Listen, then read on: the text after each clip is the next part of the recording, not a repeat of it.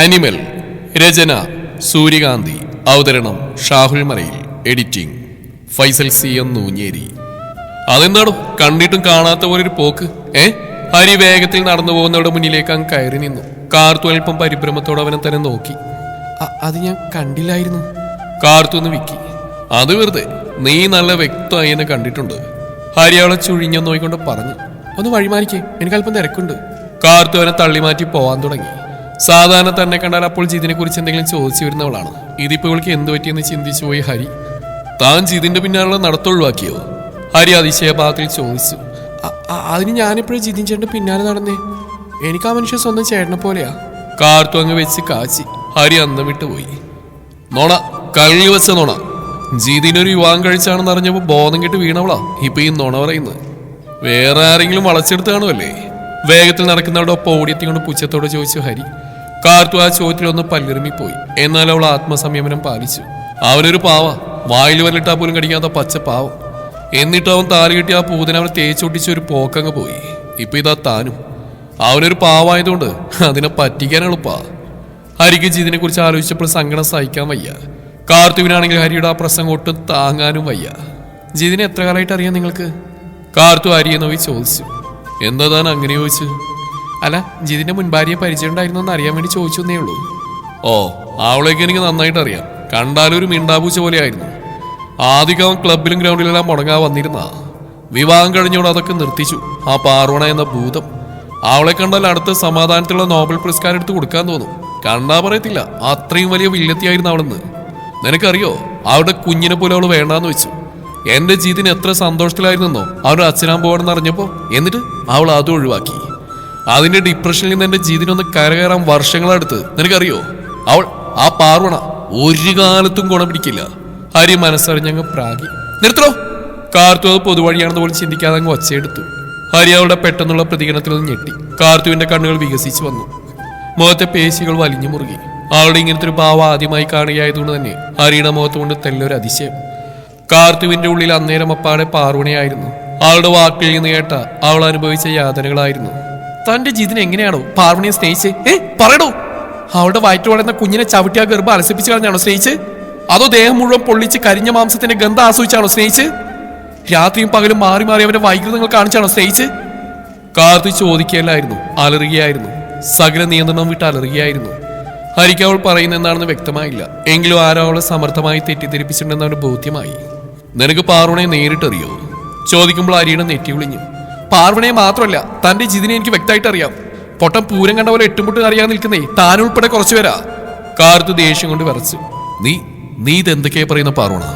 നിരഞ്ജൻ അവിശ്വസനീയമായി പാറുവിനെ നോക്കി. സത്യം, ജിതിൻ അറിയുന്ന ആർക്കും ഉൾക്കൊള്ളാൻ കഴിയാത്ത പരമമായ സത്യം. പാറു നിർവികാരയായി പറഞ്ഞു. ജിതിൻ അവൻ നിനക്ക് ആളുമാറിപ്പോയതാണോ? നിരഞ്ജൻ ചോദിച്ചു പോയി. അങ്ങനെ ആവണേയെന്ന് അവൻ പ്രാർത്ഥിച്ചും പോയി. വർഷങ്ങൾ അവന്റെ കൂടെ കഴിഞ്ഞ് എനിക്കൊരു നോട്ടം പോലും വേണ്ട അവനെ തിരിച്ചറിയാൻ. പാറുവിന്റെ ചുണ്ടിൽ പരിഹാസിച്ചിരി. നിരഞ്ജൻ ഇപ്പോഴും പാറുവിന്റെ ആദ്യ ഭർത്താവ് ജിതിനാണെന്ന് ഉൾക്കൊള്ളാൻ വയ്യ, ഒട്ടും വയ്യ. അവന്റെ ഉറ്റ സുഹൃത്തായ ജിതിൻ അങ്ങനെ ഒരാളല്ല. അവനിങ്ങനെ തരം താഴാൻ കഴിയില്ല. അവനൊരു പെൺകുട്ടിയെ എങ്ങനെ ഉപദ്രവിക്കാൻ കഴിയില്ല. നിരഞ്ജന്റെ മനസ്സ് ആ സത്യം ഉൾക്കൊള്ളാൻ മടിച്ചു. എത്ര വട്ടം പറഞ്ഞിട്ടുണ്ടാവും തന്നോട് അവന്റെ മുൻഭാര്യയെ പറ്റി. ഓരോ വട്ടം അത് പറയുമ്പോഴും അവന്റെ കണ്ണിൽ കണ്ടിരുന്ന ആത്മാർത്ഥത, സ്നേഹം എല്ലാം അപ്പോൾ വെറുതെ ആയിരുന്നോ? നിരഞ്ജന ആലോചിക്കും തോറും അതിശയമായി. ഞാൻ പറയാനുള്ളത് പറഞ്ഞു. ദൈവം എന്ത് വിധിയാണെന്ന് എനിക്ക് തന്നേക്കുന്നത് എനിക്കറിയില്ല. ഇന്നലെ അയാൾ ഒരിക്കൽ കൂടെ കണ്ടപ്പോൾ സാറിന് അത് അറിയിക്കണം തോന്നി. പാറു പതിയെ പറഞ്ഞുകൊണ്ട് അവിടെ നിന്ന് ഇറങ്ങുമ്പോഴും കേട്ട വാർത്തയുടെ ആഘാതത്തിൽ നിന്ന് നിരഞ്ജൻ കരകയറിയിട്ടില്ലായിരുന്നു. ഇല്ല, ഞാനിത് വിശ്വസിക്കില്ല, കൊന്നാലും വിശ്വസിക്കില്ല. ഹരി വിലങ്ങനെ തലയാട്ടി. കാർത്തു അവനെ നോക്കിയെന്നേ ഉള്ളൂ. അവനെ പറഞ്ഞിട്ടും കാര്യമില്ല. ഇന്നലെ ഈ ചേച്ചി നേരിട്ട് പറഞ്ഞിട്ട് തനിക്ക് പോലും വിശ്വസിക്കാൻ പ്രയാസം തോന്നി. എടി, അവനെ പറ്റി ഇങ്ങനെയൊക്കെ പറയുന്നത് നിന്റെ നാവ് പുഴുത്തുപോകും. ഹരിക്ക് കാർത്തുവിനോട് നല്ല ദേഷ്യം വന്നു. താൻ വേണമെങ്കിൽ വിശ്വസിച്ചാൽ മതി. ഒരു കാര്യം ഞാൻ പറയാം. അന്യൻ സിനിമയിൽ അമ്പിയെ പോലെ അങ്ങേര് എപ്പോൾ സ്വഭാവം മാറും നമുക്ക് ഊഹിക്കാൻ പോലും പറ്റില്ല. കൂട്ടുകാരന്റെ കൂടെ ഓടിച്ചാടി നടക്കുമ്പോൾ കഴുത്തിന് മീതെ തറയിലേന്ന് ഇടയ്ക്കിടെ തപ്പി നോക്കോ. കാർത്തു പുച്ഛത്തോടെ പറഞ്ഞു. നീ പറയുന്നൊന്നും ശരിയില്ലെന്ന് ഞാൻ തെളിയിച്ചു തരാം. എന്റെ ജിതിന് അങ്ങനെ ഒരാളല്ലെന്ന് തെളിയിക്കേണ്ടത് ഇപ്പൊ സുഹൃത്ത് എന്ന നിലയിൽ എന്റെ കടമയാണ്. നോയിക്കോ, ഇന്ന് അവൻ പാറുവിനെ അവിടെ വന്ന് കാണും. അന്നേരം അവൻ പാറുവിനോട് പെരുമാറുന്ന രീതി കണ്ടാലറിയാം നിനക്ക് അവൻ എത്രമാത്രം പാവാണെന്ന്. അത്രയും പറഞ്ഞുകൊണ്ട് കാറ്റുപോലെ പോകുന്ന അരിയൊന്നും പിടിച്ചിർത്താൻ പോലുള്ള സാവകാശം കാർത്തുവിന് കിട്ടിയില്ല. കാർത്തുവിനാകെ തലയുറ്റും പോലെ തോന്നി. ദൈവമേ, 2 ദിവസം മുമ്പ് ഇറക്കി വിട്ട വള്ളിയെ തിരികെ കൊണ്ടുവരാന്ന് പറഞ്ഞാൽ അവൻ ആ പോന്ന്. കാർത്തു പേടിച്ചു. ചെറുതായിട്ടൊന്നല്ല, നന്നായിട്ട് പേടിച്ചു. ഈ ചേച്ചി നീട്ടി വിളിച്ചുകൊണ്ടാണ് കാർത്തു കടയിലേക്ക് ഓടിക്കേറിയത്. കടയിൽ അന്നേരം 4-5 കസ്റ്റമേഴ്സ് ഉണ്ട്. കാർത്തുവിന്റെ ആ വിളിയിലും അവളുടെ ആ പരക്കം പാഞ്ഞുള്ള വരവിലെല്ലാവരും പേടിച്ചു. കൂട്ടത്തിൽ പാറു പുറത്തേക്ക് ഇറങ്ങി വരികയും ചെയ്തു. എന്നതാ കൊച്ചേ കാറുന്ന്? കൂട്ടത്തിലിരുന്ന കുമാരേട്ടൻ ചോദിച്ചു. എല്ലാവരും ഇറങ്ങിക്കോ, സുനാമി വരുന്നുണ്ട്, എല്ലാവരും വീട്ടിൽ പോയിക്കോ, കടടക്കാൻ പോവാ. കാർത്തു എപ്രാളം കൂട്ടി. എന്താടി, എന്താ എനിക്ക്? പാറു കാർത്തുവിന്റെ കയ്യിൽ ഒരു അടി വെച്ചു കൊടുത്തു. കാർത്തു ആ വേദന ഒന്നും കാര്യമാക്കി എടുത്തില്ല. അവൾ കടയൊഴിപ്പിക്കുന്ന തിരക്കിലായിരുന്നു. കഴിച്ചു കഴിയാത്തവർ ആ പ്ലേറ്റോട് അവൾ പിടിച്ച് പുറത്താക്കി. പ്ലേറ്റ് പോയാൽ വേറെ 4 പ്ലേറ്റ് വാങ്ങാം, എന്നാൽ തല പോയാൽ പിന്നെ ജീവിച്ചിരുന്നിട്ട് കാര്യമുണ്ടോ? കാർത്തു ചിന്തിച്ചു. കാർത്തു വേഗത്തിൽ കടക്കുപുറത്ത് അവധി എന്നൊരു ബോർഡും തൂക്കി തിരിഞ്ഞപ്പോഴേക്കും പാറു അടുത്തടിയും കൊടുത്തിരുന്നു കാർത്തുവിന്. എന്നിട്ട് തല ജീവമാണെങ്കിൽ ഓടി രക്ഷപ്പെടാൻ നോക്കും മനുഷ്യത്തി. കാർത്തു കൈതടവി കൊണ്ട് പറഞ്ഞു. എന്താടി, നിനക്ക് ഭ്രാന്തായോ? എനിക്ക് തൽക്കാലം അതില്ല, പക്ഷെ ഭ്രാന്ത് മൂത്ത ഒരുത്തന്നെ ഇപ്പം ഇങ്ങോട്ട് കെട്ടിയെടുക്കും. നീ ഇതെന്തൊക്കെയാ പറയുന്നേ? പാറു നെറ്റി വിളിച്ചു. ദേ, ആ ജിതിനിപ്പിങ് എത്തും, ജീവൻ വേണമെങ്കിൽ ഓടിക്കോ.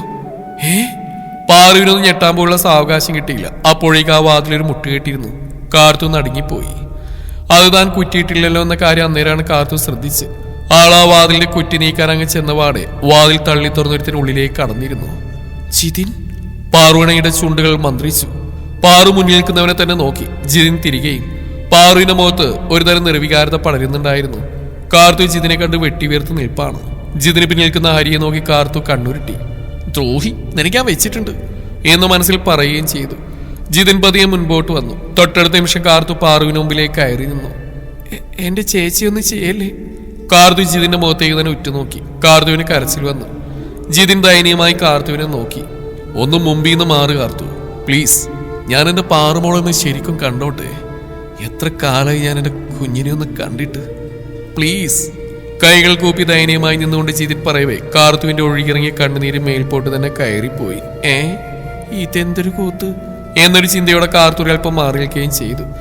ജിതിനും പാറുവും നേർക്കുനേർ. പാറു മോളെ. ജിതിൻ അവളെ കൈനീട്ടി തൊടാനാഞ്ഞു. പാറു ഒരടി കൂടെ പിന്നിലേക്ക് മാറി. അത് കാണവേ ജിതിന്റെ കണ്ണുകൾ നിറഞ്ഞൊഴുകി. തൊട്ടടുത്ത നിമിഷം ജിതിൻ അവളുടെ കാൽക്കിലേക്ക് മുട്ടുകുത്തിയിരുന്നു. എന്നിട്ട് അവളുടെ 2 കാലുകളും കൂട്ടിപ്പിടിച്ചാൽ കരഞ്ഞു തുടങ്ങി. പാറു, ഞാൻ എന്തോരോ സങ്കടപ്പെട്ടെന്നോ, എന്തോരം കരഞ്ഞെന്നോ. നീ ഇല്ലാതെ എനിക്ക് പറ്റുന്നില്ല കുഞ്ഞ. എന്തിനാണ് എന്നെ വിട്ടു പോയത്? ഞാൻ എന്ത് തെറ്റാ അതിനോട് ചെയ്ത്? ജിതിൻ പിന്നെയും കരഞ്ഞു. ഹരിക്ക് ആ കാഴ്ചയാണ് ചങ്ക് കലങ്ങി. ഒപ്പം കല്ലിന് കാറ്റടിച്ചപ്പോഴുള്ള പാറുവിന്റെ ദയയില്ലാത്ത നിൽപ്പുണ്ടപ്പോൾ അവൾക്കിട്ടൊന്ന് കൊടുക്കാനും തോന്നി. ഒപ്പം ഹരി കാർത്തുവിനെ നോക്കിയൊന്ന് കണ്ണുരുട്ടി. ഇതാണോടി നീ പറഞ്ഞ സൈക്കോ ജിതിൻ? എന്റെ ജിതിൻ എത്ര പാവാണ് നോക്ക്, എത്രമാത്രം അവൻ പാറുവിനെ സ്നേഹിക്കുന്നുണ്ടെന്ന് നോക്ക്. ഹരി കാർത്തുവിനോട് പല്ലിറുമ്മിക്കൊണ്ട് ചോദിച്ചു.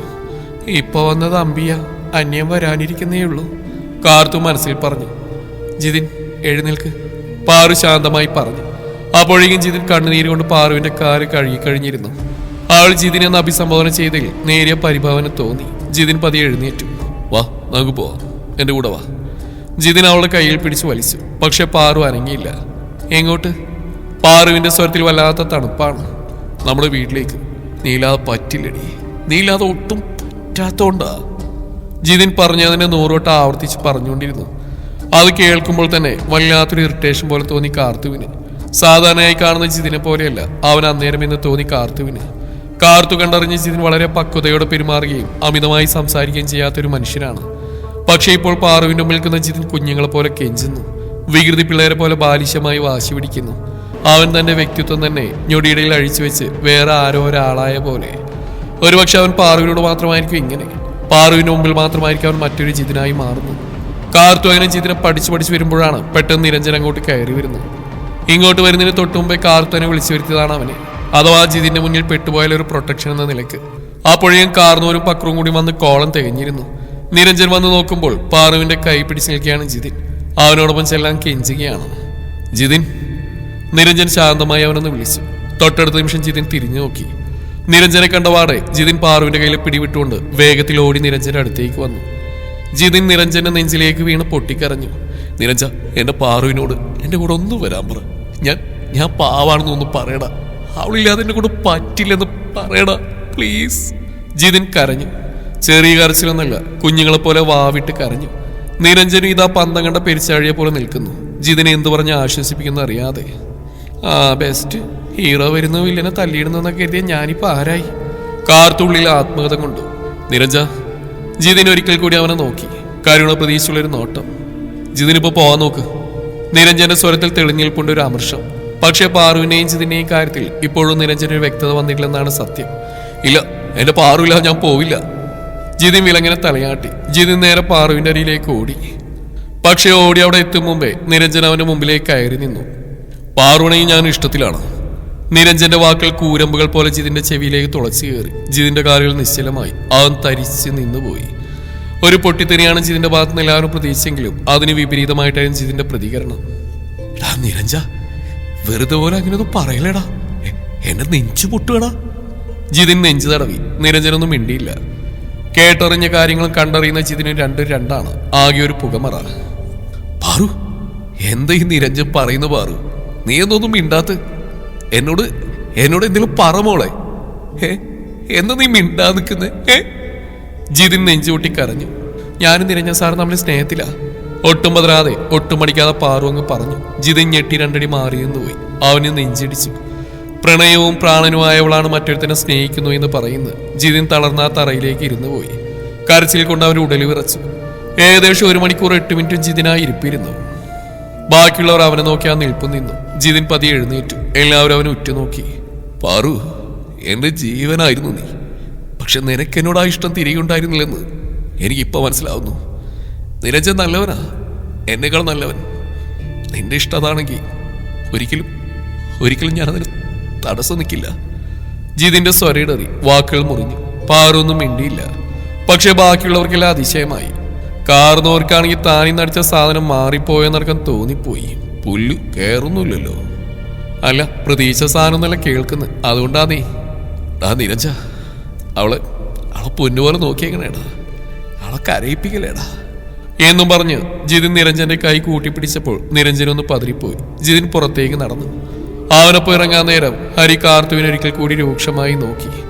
ജിതിൻ അങ്ങ് പോയിട്ടും അവിടെ ആകെ നിശബ്ദ തങ്ങി നിറഞ്ഞു. ഈ ചേച്ചിക്ക് ആളു മാറിപ്പോയോ? പക്രോളൻ തോണ്ടി വിളിച്ചുകൊണ്ട് ചോദിച്ചു. മറുപടിയായി പാറുവിന്റെ ചുണ്ടിൽ പുച്ചച്ചിരി തെളിഞ്ഞു വന്നു. ശാന്തത, കൊടുങ്കാറ്റിന് മുമ്പേയുള്ള ശാന്തത. പാറു ഉള്ളിൽ പറഞ്ഞു. ഈ ചേച്ചി ശരിക്കൊന്ന് ആലോചിച്ചു നോക്കിയേ. അങ്ങേര് തന്നെയല്ലേ ജിതിൻ? ഇനി ആള് മാറിപ്പോയിട്ടൊന്നുമില്ലല്ലോ. പക്രു എടുത്ത് ചോദിക്കവേ പാറു അവനെ നോക്കിയാൻ കണ്ണുരുട്ടി. പക്രു ഒന്ന് വിളറി ചിരിച്ചുപോയി. അവനെ പറഞ്ഞിട്ട് കാര്യമില്ല ചേച്ചി, എല്ലാവർക്കും ഉണ്ട് ആ സംശയം. കാർത്തു പക്രുവിനൊപ്പം കൂടി. ഇനിയിപ്പോ കൊല്ലം കുറയായില്ലേ, മൂപ്പര് സ്വഭാവമൊക്കെ നന്നാക്കി കാണൂ. കാർത്തുവിന് സംശയം തീരുന്നില്ല. കാക്ക മറന്നു പറക്കാറുണ്ടോ കാർത്തു? പാറു ബാബേതോന്നുള്ള ചോദിച്ചു. ഏയ് ഇല്ല. ആ എന്നാ അങ്ങനെ പറക്കട്ടെ. അന്നേരം വേണമെങ്കിൽ ജിതിന്റെ സ്വഭാവം മാറി ഞാനും വിശ്വസിക്കാം. പക്ഷെ അയാൾ നിങ്ങളെ രണ്ടുപേരെയും ഒരു അച്ഛന്റെ സ്ഥാനത്ത് നിന്ന് അനുഗ്രഹിച്ചല്ലേ പോയത്? കാർന്നൂര് ചോദിച്ചു. ദിനേശനാ ചോദിക്കുമ്പോൾ ചിരിയും വന്നുപോയി. അന്നേരം ദിനേശന്റെ ഉള്ളിൽ പാറു നിരഞ്ജന്റെ കൂടെ ഇഷ്ടത്തിലാണെന്ന് പറഞ്ഞപ്പോൾ വാവിട്ട് കരഞ്ഞ ജിതിനായിരുന്നു. ആ പൊട്ടനെയാണോ ഇത്രയും കാലം പാറു ഭയപ്പെട്ട് നടന്നതെന്ന് തോന്നിപ്പോയി കാർന്നൂർക്ക്. പാറു ഒന്നും മിണ്ടിയില്ല. ആരോടും കൂടുതൽ മറുപടിക്കാനും നിന്നില്ല. വേണ്ടവർക്കൊക്കെ വയറ് നിറച്ച് ജിതിൻ തന്നെ മറുപടി കൊടുക്കുമെന്ന് അവൾക്ക് തോന്നി. ജിതിൻ അവിടുന്ന് പോയ അടുത്ത നിമിഷം പറഞ്ഞു തുടങ്ങിയതാണ് പാറു. നമുക്കെല്ലാവർക്കും കൂടി വേറെ എവിടേക്കെങ്കിലും പോവാമെന്ന്, 2 ദിവസത്തേക്കൊന്ന് മാറിക്കാന്ന്. ഒരെണ്ണം തന്റെ വാക്ക് കേൾക്കണ്ടേ? എല്ലാവർക്കും ജിതിനെ പേടിയില്ലെന്ന്. എന്നിട്ട് നീ എന്തിനാ മണ്ണനെ പേടിക്കുന്നതെന്നൊരു ചോദ്യം. ആ അറിയാത്ത പിള്ളേരെല്ലാം ചൊറിയുമ്പോ പഠിക്കട്ടെ എന്ന് പാറുവും കരുതി. പാറു അന്ന് നേരത്തെ തന്നെ ഉറങ്ങാൻ കിടന്നു. അന്നേരമാണ് അവളുടെ ഫോൺ ബെല്ലടിച്ച്. നിരഞ്ജൻ എന്ന പേര് കാണവേ അവൾ ഫോൺ എടുത്തു. എന്താണ്, എന്റെ ഭാര്യ ഉറങ്ങിയില്ലേ? അപ്പുറത്തുള്ളവന്റെ സ്വരത്തിൽ കാറ്റ് കലർന്നിരുന്നു. ആ സ്വരത്തിന്റെ തണുപ്പിൽ പാറുവിനൊന്ന് കുളിർന്നു. സാറിന്ന് നല്ല ഫോമിലാണ് തോന്നുന്നു, പാറു കളിയാക്കിക്കൊണ്ട് ചോദിച്ചു. യോ, അതെങ്ങനെ എന്റെ പാറുമിക്ക് മനസ്സിലായി? നിരഞ്ജൻ കുഴഞ്ഞ സ്വരത്തിൽ ചോദിച്ചു. ആ നാവ് കൊഴിയുന്നത് നന്നായിട്ട് അറിയാനുണ്ട്. ഏയ് അതിന് മാത്രമൊന്നുമില്ല, ഒരിത്തിരി ലേശം ഒരു സന്തോഷത്തിനങ്ങ് കുടിച്ചതാ. നിരഞ്ജൻ മറുപടി പറഞ്ഞു. ഓ, എന്തായിരുന്നു സന്തോഷത്തിന്റെ കാര്യം? പാറു അതേ ടോണിൽ തിരിച്ചു ചോദിച്ചു. അത് പറയണ? ചുമ്മാ പറയുന്നേ.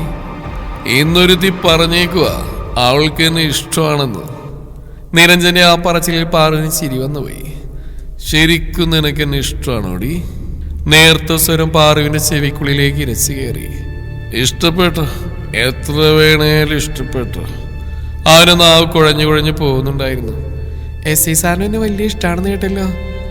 അതേല്ലോ, ഞാനൊരു കാര്യം പറയട്ടെ. ആ പറ, കേൾക്കാലോ. പാറുവിനെ പ്രോത്സാഹിപ്പിച്ചു. ഞാൻ സ്നേഹിച്ചിട്ട് തിരിച്ചെനിക്ക് സ്നേഹം തന്നവരായിട്ട് വിരലിലുണ്ടാവുന്നവരെ എനിക്കുള്ളൂ. അതിലൊന്നും നീയാ. ഇപ്പൊ ഈ ഭൂമിയിലെ നിരഞ്ജന് ഏറ്റവും ഇഷ്ടം നിന്നെയാ. അവന്റെ സ്വരം നേർത്ത് വരുന്നു. സ്വഭാവത്തിന്റെ അവസാനത്തെ പടിയിൽ നിന്നാണ് അവൻ സംസാരിക്കുന്നതെന്ന് തോന്നി പാറുവിന്. അല്ലെങ്കിലുണ്ടോ നിരഞ്ജൻ സാർ ഇങ്ങനെ ആത്മാർത്ഥമായിട്ട് മനസ്സുറക്കുന്നു? ഇല്ലെങ്കിലുണ്ടോ ഇതേപോലെ സൗമ്യമായി സംസാരിക്കുന്നു? പാറുവിന് ചിരി വന്നു. 1-2 വട്ടം വിളിച്ചു നോക്കിയിട്ട് അപ്പുറത്തുനിന്ന് ഒരു അനക്കൊന്നും കേൾക്കുന്നില്ലെന്ന് കാണാൻ നിരഞ്ജൻ ഉറങ്ങിക്കാണോ എന്ന് പാറു ഉറപ്പിച്ചു. ആൾ ഫോൺ വെച്ച് ഉറങ്ങാൻ കിടന്നു. നീ ഇതെന്തു കൂടിയാ കുടിക്കുന്ന ജിതിനെ? ആ കണ്ണി ചോറില്ലാതെ മറ്റവൾക്ക് വേണ്ടി നീ ഇങ്ങനെ നിന്റെ ജീവിതം നശിപ്പിക്കില്ലേ? ഹരി ജിതിന്റെ കയ്യിൽ നിന്ന് ആ ഗ്ലാസ് പിടിച്ചു വാങ്ങി. അതിങ്ങ് താരി, ഞാനൊന്നും കുടിച്ചോട്ടെ, എന്റെ സങ്കടമൊന്നും മറന്നോട്ടെടാ, എനിക്ക് പറ്റാത്തോട്ടാ. ജിതിന് ഉറക്കെ കരഞ്ഞു. ദേ ജിതിനെ, മദ്യപിക്കരുത്, പുകവലിക്കരുത് എന്നൊക്കെ പറഞ്ഞ് സകലരെ ഉപദേശിക്കുന്ന നീയാണോ ഈ പണിയുന്നത്? ഞാനിനി ജീവിച്ചിരുന്നിട്ട് എന്തിനാണ്? എന്റെ പാറുവിന് എന്നെ വേണ്ടാത്ര. അവള് ഞാൻ എന്തോരം സ്നേഹിച്ചതാണ്, എന്തോരം നെഞ്ചിൽ കൊണ്ട് നടന്നാണ്, കഴിയുന്നില്ല. ജിതിൻ വാവിട്ട് കരഞ്ഞു. ഹരിക്ക് സൈകിട്ട് പോയി. എത്ര വട്ടം എഴുതിയാ ഈ പറയുന്നേ? നീ എഴുന്നേറ്റ് വന്നേ, നമുക്ക് വീട്ടിൽ പോവാം. ഹരി അവനെ പിടിച്ച് എഴുന്നേൽപ്പിച്ചു. ഹരി, എനിക്ക് ഒരിക്കൽ കൂടി എന്റെ പാറുവിനെ കാണണം. നീ ഒന്ന് കൊണ്ടുപോടാ എന്നെ, പ്ലീസ് പ്ലീസ് ഹരി. ജിതിൻ ഹരിയുടെ കാൽക്കഴിഞ്ഞ് കെഞ്ചി. നിനക്കിത് എന്താ ജിതി? നീ എഴുന്നേറ്റ്. നാളെ നേരം വെളുത്തിട്ട് നമുക്ക് എന്തായാലും പരിഹാരം ഉണ്ടാക്കാം. പറ്റില്ല, ഇപ്പൊ എനിക്ക് അവളെ കാണണം. ഒരു വട്ടം മതി. നിനക്ക് പറ്റിയ പോയിക്കോ, ഞാൻ തനിച്ചു പോയി കണ്ടോളാം. ജിതിന് ആ അവസ്ഥയിൽ തനിച്ചിവിടെ ആരിക്കൊട്ടും താല്പര്യമില്ലായിരുന്നു. അതുകൊണ്ട് മാത്രം ഹരി ജിതിനെയും കൊണ്ട് പാറിന്റെ അടുത്തേക്ക് പോകാനൊരുങ്ങി. ഈ രാത്രി കൊണ്ട് ജിതിനെല്ലാം അവസാനിപ്പാൻ കഴിയുമെങ്കിൽ അങ്ങ് കഴിയട്ടെ. എന്നിട്ട് അവൻ പുതിയൊരു ജീവിതം തിരഞ്ഞെടുക്കട്ടെ. മറ്റവള് പോയി തൊലയട്ടെ. അങ്ങനെ പലതും ഹരി മനസ്സിൽ കണക്ക് കൂട്ടി കഴിഞ്ഞിരുന്നു. വാതിൽ തുടരെയുള്ള മുട്ടിയിട്ടുകൊണ്ടാണ് പാറു എഴുന്നേറ്റത്. പാറു മുറിയിൽ നിന്ന് വന്നപാടെ ദിനേശിന് ഉറക്കം എഴുന്നേറ്റ് വന്നിരുന്നു. അതിനു പിന്നാലെ പക്രവും കാർത്തും എല്ലാം വരിവരിയായി വന്നു. സത്യം പറഞ്ഞാൽ ഉള്ളിൻ്റെ ഉള്ളിൽ എല്ലാവർക്കും ഇപ്പോഴും ഒരു ചെറിയ ഭയമുണ്ട്. പാറുവിന് എന്തോ അരുതാത്ത സംഭവിക്കാൻ പോകുന്നൊരു തോന്നൽ. അപ്പോൾ തന്നെ പാറു ഒന്നും ചിന്തിക്കാതെ നിരഞ്ജൻ വിളിച്ചു. 2 വട്ടം വിളിച്ചിട്ട് അവൻ ഫോൺ എടുത്തില്ല. അപ്പോഴേക്കും വാതിലെ മുട്ടി ശക്തപ്പെട്ടിരുന്നു. കാർന്നോര് പോയി അങ്ങ് വാതിൽ തുറന്നു. മുന്നിൽ നിൽക്കുന്ന ജിതിനാണ്. അതിന് തൊട്ടു പിറകിൽ ഹരിയും. എന്താ? ദിനേശൻ സ്വരൽപ്പം കടുപ്പിച്ചുകൊണ്ട് ചോദിച്ചു. അവന് പാറുവിനെ ഒന്ന് കാണുന്നു. മറുപടി പറഞ്ഞ ഹരിയാണ്. ഇടയ്ക്കിടയ്ക്ക് ഇവിടെ വന്നു കയറി ഇറങ്ങിപ്പോയത് സത്രമൊന്നുമല്ല. ദിനേശന് ദേഷ്യം വന്നു. കാർത്തുവും പക്രവും പാറുവും ജിതിനെ തന്നെ നോക്കിയിരുന്നു. അവനൊന്നും മിണ്ടുന്നില്ല. ദിനേശനെയും മറികടന്ന് അവന്റെ നോട്ടം ചെന്ന് തുടക്കുന്ന പാറുവിലാണ്. ആ കണ്ണുകൾ ഇരുട്ടിൽ തിളങ്ങുന്നു. നിങ്ങൾ ഇറങ്ങിപ്പോവാൻ നോക്ക്. ദിനേശന് ഒരിക്കൽ കൂടെ ശബ്ദം വെച്ചതേ ഓർമ്മയുള്ളൂ. തൊട്ടടുത്ത നിമിഷം ജിതിന്റെ കൈയൊന്ന് ഉയർന്നു പൊങ്ങിയിരുന്നു. പടക്കം പൊട്ടും പോലെ ഒരടി. ചെറിയ അടിയൊന്നുമല്ല. ആ ഒരൊറ്റ അടിയിൽ തന്നെ ദിനേശൻ ബോധം മറന്ന് താഴെ വീണു. മൂവർ സംഘം ഞെട്ടിപ്പോയി. ഒപ്പം ഹരിയും. തുടരും ഈ കഥയുടെ ബാക്കി ഭാഗം നാളെ ഇതേ സമയം.